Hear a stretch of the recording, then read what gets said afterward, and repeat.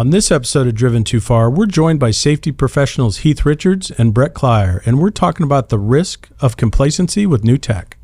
Hello, I'm Andrew Winkler, and this is Driven Too Far, the truth about trucking, a podcast that helps over-the-road truck drivers balance career and family. On this episode of Driven Too Far, we're talking about technology in the trucks and how it can make drivers complacent. I've got two guests with me today, Brett Clyer, Safety Manager from Chief Carriers, and Heath Richards, VP of Safety from TSL Companies. How you guys doing today? Good. Thanks for having me. Yeah, you bet. So it just seems like there's a lot of technology in today's truck anymore compared to where we probably all started 20, 30 years ago. So let's talk just a little bit about what's changed specifically over the last 5 to 10 years. What are you guys seeing out there? Oh, that's a good one. Personally, it's a lot of driver assist stuff. Back in the 70s, 80s, you didn't have power steering. Your air conditioner, what they call was 2 at 55, 2 windows down at 55 mile an hour. You didn't have cruise control. You didn't have lane deviation devices. You didn't have electronic logs, automatic transmissions. Back in those days, the driver actually had to drive the vehicle. And now, with the technology that we're seeing, we're trending away from that to where, done right, the driver's actually driving for the other vehicles around them. And the technology is assisting that driver with his number one task, which is operating that commercial motor vehicle. So, in my opinion, that's kind of where I see it going, is they just keep adding more and more to help the driver have to drive for the other drivers, which essentially is kind of unfortunate that we have to do that. But that's kind of where I see technology today compared to where it was 10, 15, 20 years ago. For sure. Brett, what do you think about that? Yeah, I agree. I mean, there's a lot of technology that's been added to these trucks that help drivers or almost control the truck for them in some senses. So I agree with Heath. I mean, yeah, they have to definitely, it's pretty much pay attention to what's around them, less time holding the steering wheel actually and figuring, do I shift here? Do I shift there? When do I, and the trucks do a lot of things for them. It's kind of interesting when you think about it. We've probably all got at least 3 generations of drivers, different generations driving for us. In the boomers, if they're still out there driving, like he said, they come up, nothing was power anything. You really had to drive and control the vehicle and stuff. But you jump ahead to maybe today's younger crowd coming into the business, and they're just used to all that technology already. So, coming through, you think about the boomers and the Gen Xers and stuff, of how things changed. There's been a lot to adapt to over the years, and they're probably questioning themselves. It's like, why does it keep changing? Why can't I just drive the truck? Why don't they leave it alone? I don't need all this stuff. Yeah, I've heard some of my drivers say that specifically, like, I wish they would take all this off there. I don't need this, like the braking, the automatic braking or adaptive cruise type things, lane departures. Like, I know when I'm going out of the lane. I can see, I'm paying attention. But I think, like you just said, though, the younger generation has grown up in vehicles that have the blind spot notifications and have the lane keep assists in your day-to-day cars, and they're just used to that. They don't know how to, sad to say, don't know how to drive really without those types of features. So you kind of need it for both. Do you guys ever worry about, the technology making the driver too complacent in the vehicle, not actually controlling and paying attention to the things he or she needs to do? Oh, yes. Very much sleep so. over that one? Yes, and I'll try not to get on my soapbox about training, because with this technology, to me, in my experience, there's that one level that we're missing, and that's adequate training. You ever seen those memes where there's a dead animal on the side of the road and the guy painting the highway just goes around it? I haven't seen that one. They don't want to tackle the problem at hand, which is driver training. Just work around it. So we're just going to work around it. We're going to keep adding this technology and this technology and this technology. And it does do great things, and especially for the newer generations of drivers that come with that experience, because that's all they know. But if you go back and start talking to some of your older drivers, they're a little receptive to this new technology. Once they understand it, they like it, but it's still hard for them to get fully acceptable to it. They're still doing what they're normally were taught to do.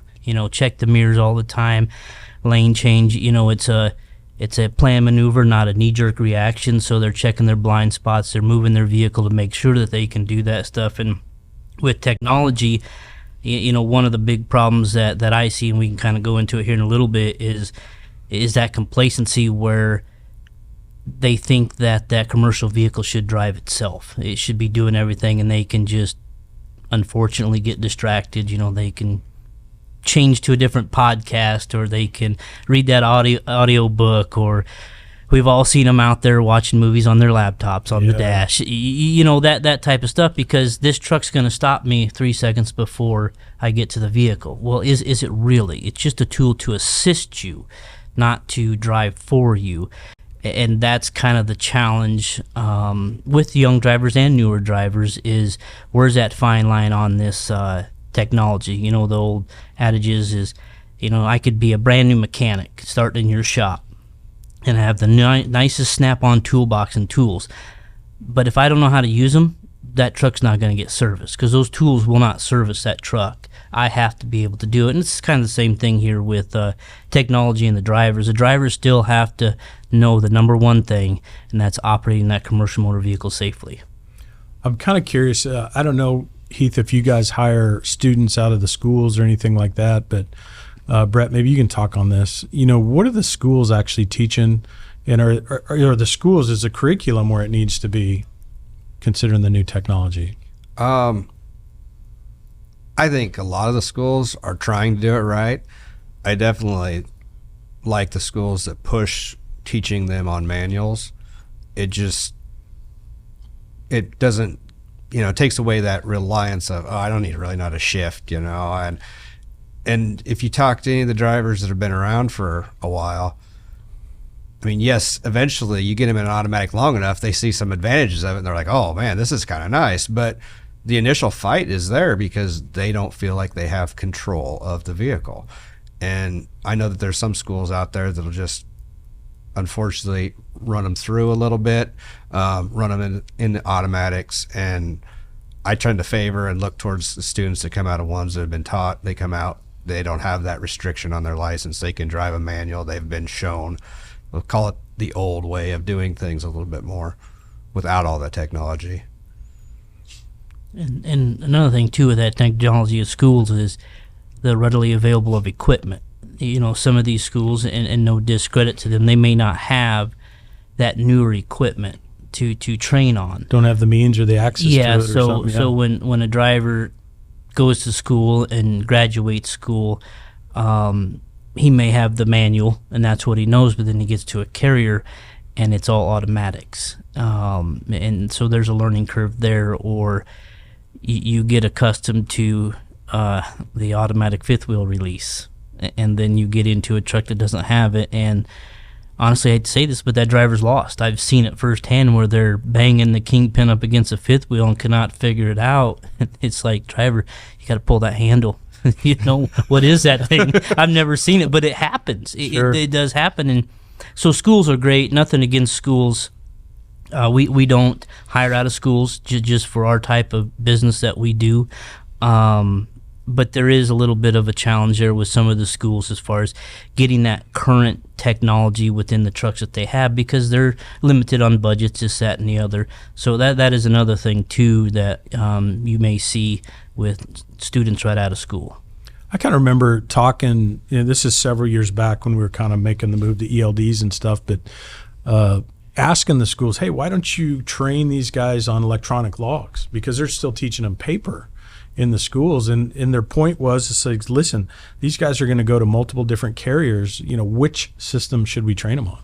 Because there's a handful of them out there, and to their credit, I get it. They're probably right. Yeah, and bottom line, you still have to know how to run a paper log. That Yes. ELD is like anything else. It's going to malfunction sooner or later, and you need to know how to do old school paper way of doing things. It's a requirement. So I totally understand why the schools wouldn't do it. There's hundreds of different providers. Granted, they keep narrowing it down over the years, but there's so many options out there, and they're all similar, but none of them are exactly the same. Yeah, so it's not realistic to train them on something like that when there's so many options available. No, I mean, you got the specific regs, for the ELDs. This now, I agree there with Brett that it's funny if you get a younger driver that their ELD malfunction, they're like, how do I do this paper log? And you're like, well, sit down, son. Here we're going to have some fun. But, and that is one of the violations that we see at TSL and other companies too, is not having those blank logbooks, that blank 7 days of logs. Everybody thinks, I don't need a logbook, I got this, but no, you really do. And then form and manner, we can work on that. That was the number one thing that everybody got wrote for back in the day, was form and manner. And now with electronic, you don't have to be creative in your writing. You can just let the thing do it. But when it does go down, they got to know how to do it. And if they don't know how to do it, it's a challenge for not only the driver, but also the company as well. Right. So Heath, you mentioned TSL is adopting some new technologies with the trucks and things like that. Tell us a little bit about what you guys are looking at, and then how have the drivers reacted to introducing that new stuff? One of the new ones here, just reason that sticks out is the collision mitigation. And drivers figuring out, when does that thing come on, when does it not come on, and why is it stopping me all of a sudden? We had a specific incident where a veteran driver, he's like, this thing just stopped me, and I had plenty of distance, and he goes, I think it's out of calibration. So I review the video, because we use forward-facing dash cameras, and realistically, he was just too close. In normal scenarios, he thought he was just fine. But once we started breaking it down and showing him, okay, here's where it's starting, you see how it's progressing, and all of a sudden, bam, it stops you, it's working. The camera and the radar says you're too close, and we don't like this. So we're going to apply the brakes because you're not doing anything. He was slowing down, but not at the rate that the technology wanted. So that's kind of a big curve with the drivers, is getting that right training to them, saying, hey, this is how the system works. This is what you're used to, but however, this is what's going to happen. And I think maybe 4 days he had it down, but it was a little challenging at first with him. And so that's kind of been a struggle, learning that forward collision, because they just haven't had it. With the chip shortages and the shortage of trying to get new trucks, it's been tough to get that now that the equipment's coming in, the technology's on it, because we want to obviously reduce collisions just like everybody else. And, you go back and look at any carrier, there could be that one or two times, well, what if I had this? Yes, would that or could that have made right. a difference? But like any technology, it can also hurt you as well. But we're looking at side cameras. That's not only for a driver standpoint, but also for our claims department. That way, if unfortunately, if there is an occurrence on the roadway and it involves a lane change, it may be our fault, but we're able to identify that and try to resolve the matter efficiently as we can, versus back and forth, lawyers, this, that, and the other. Who was it? It was, you can just see it. Hey, this was their fault. Then there's no questions. No questions, and it saves everybody in the long run. Right. That's kind of that back office stuff that drivers, they're just putting this in the truck to watch me. No, we're not. We're Right. trying to be more efficient as a whole. Yes. Realistically, we are. Because what you may not see is what we see, and vice versa. So technology does have a place within the industry, and it does help both the back office safety side, but then also it helps the driver as well. I'll ask both of you guys this question, because when he's talking about that, it kind of popped in my head. But how many times has your driver been involved in a collision, maybe a side collision of some sort? Your driver maintained their lane and did everything right, but yet you still have the other party coming at you, trying to file a claim against you, or maybe even suing you. Have you guys experienced that? Yeah, I have. And it's difficult without the cameras like Heath was talking about. Yeah, how do you prove that without the video evidence? It's difficult. We're looking at doing the same thing, adding the side view cameras. But you hope that there's something you can catch in we have the forward-facing cameras also. There's hope that you hope you could catch a reflection, something in one of those mirrors that you can see what actually went on. You're hoping that there's a witness. I mean, you're relying on all these outside things that if you had a camera per se like that for those side mirror viewing down your trailer, it would be no questions. I mean, it would just be easy. Otherwise, you're chasing tails. You're hoping you can get a witness. You're hoping, you saw something in your forward-facing video. You're hoping that the law enforcement wrote up that the other person came over and not the truck, which, let's face it, or the trucking company were I hate to say that, but a lot of times we're guilty until we prove ourselves we're not. Well, yeah, if you don't have the technology proving that you were in the right, you may be writing a check anyway. Right. Yeah, and I've had it over my years of experience to where it's kind of a he said, she said type scenario, and that officer, because when that officer shows up, it's two stories, and that police report is just an opinion of the facts. That officer wasn't there. We may get lucky 1 in a million where that officer was right there and saw everything, but let's face it, I'm starting to see less and less witnesses. They just don't want to get involved. Don't want to get involved. They don't have the time, because we're such a fast-paced society. And we had one at 4 in the morning on the expressway. Lady swore up and down. We pushed her into another vehicle, and the other vehicle said, yeah, he pushed her right into us. We review the video footage, send the video footage right over to the officer, and the officer said, that's not what happened. He stayed in his lane, and you are the one that came into his lane. So not only did we save a ticket right there, we were able to then subrogate our damages from that other party, and you see that a lot. And also the driver knew enough that he maintained his lane. And I know we could talk about this, but a lot of drivers will try to swerve another way to avoid a collision, but they get complacent in that mindset of what's happening right now. They forget their surroundings, and in turn, they missed a lane change accident, but then they just struck a fixed object or they rear-ended somebody. So unfortunately, sometimes you have to maintain your lane, because if you don't, you're going to cause another accident.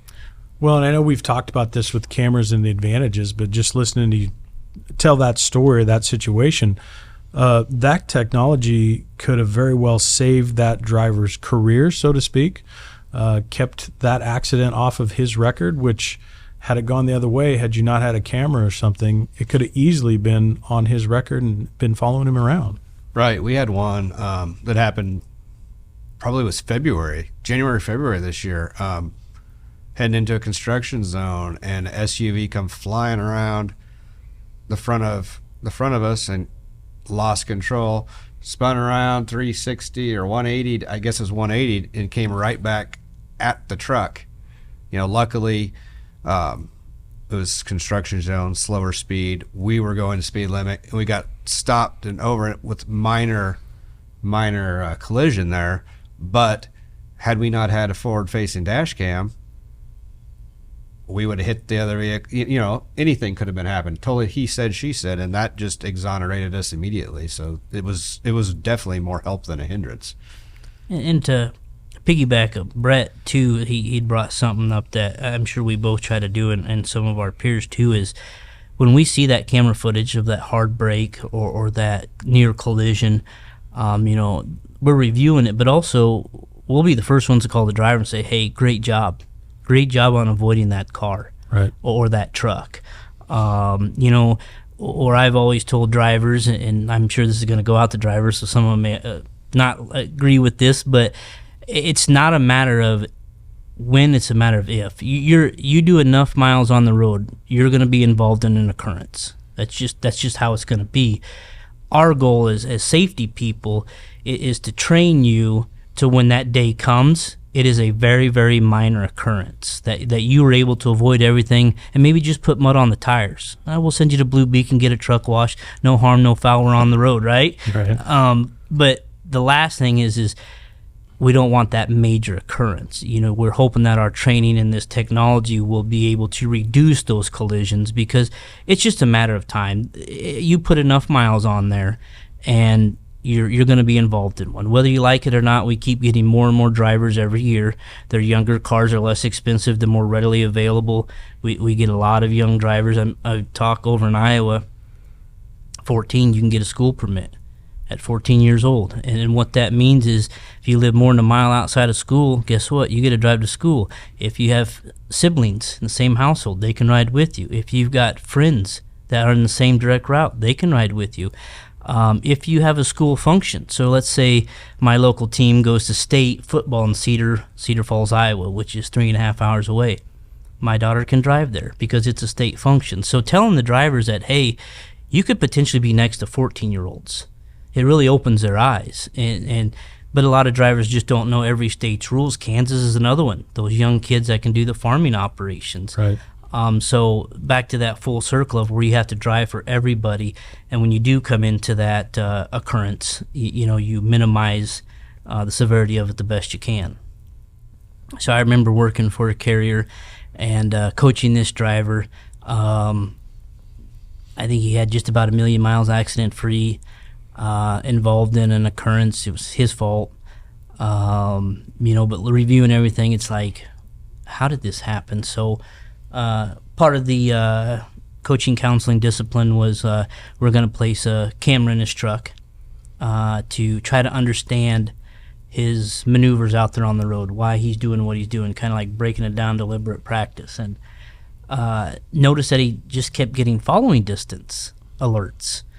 And, call him and say, hey, let's review this cameras. We'd find something in the roadway where we could count it 1 in Mississippi, 2 in Mississippi, 3 in Mississippi. And he's like, no, that's not right. That thing's not beeping at me. I'm like, what things? He's like, that radar thing's not beeping, so I'm not that close.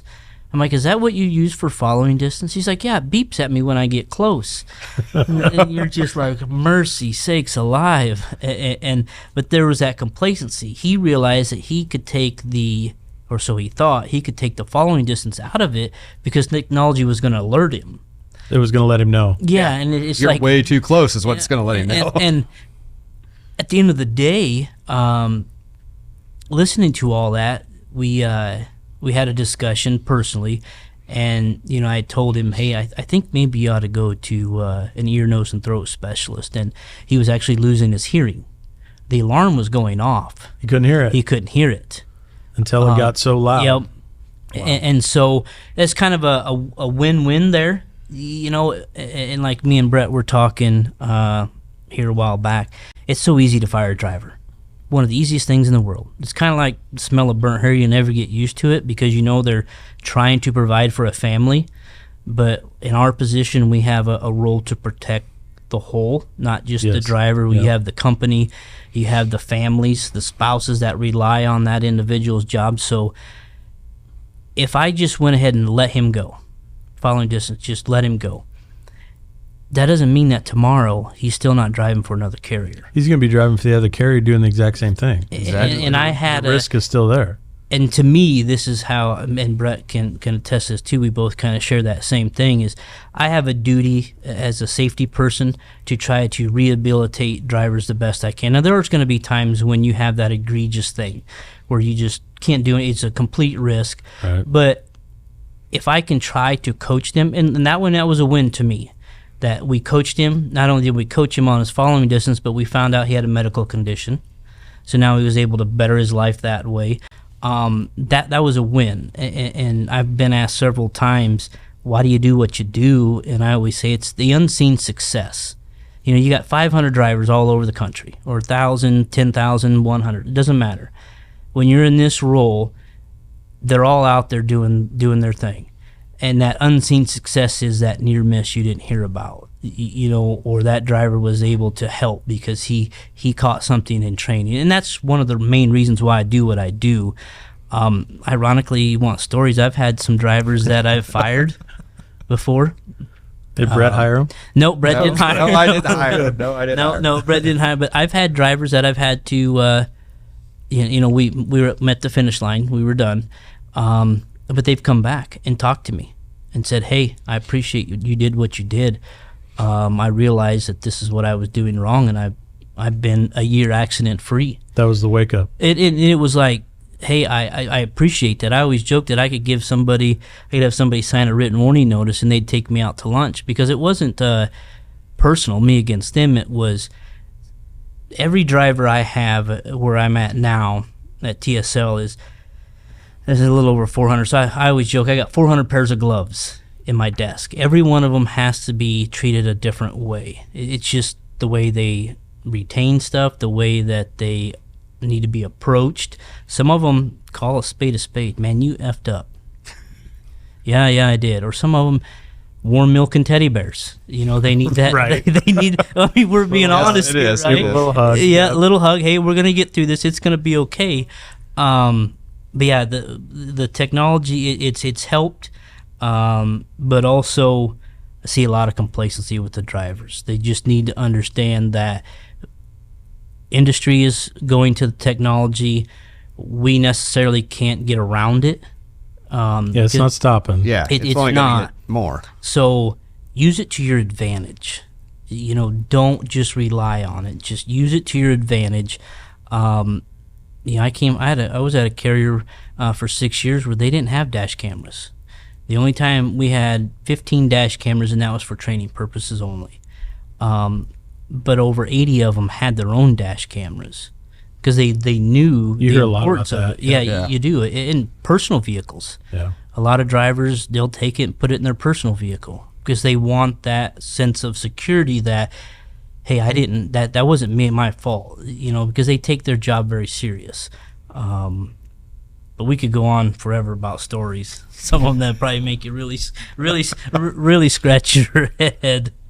Well, I think we did a good job. The complacency, like you said, the technology is there to assist and to help. It's not there to take over, and that's probably one of the takeaways I'd like the drivers to get out of this whole conversation. Yeah, we're a long ways before you go to a driverless environment. I mean, their drivers are needed, and they're needed to be attentive and do their day-to-day everything, not, like you said, not get complacent, not know, it's going to beep at me when, maybe it doesn't beep at you, and it's too late by then if you're not paying attention.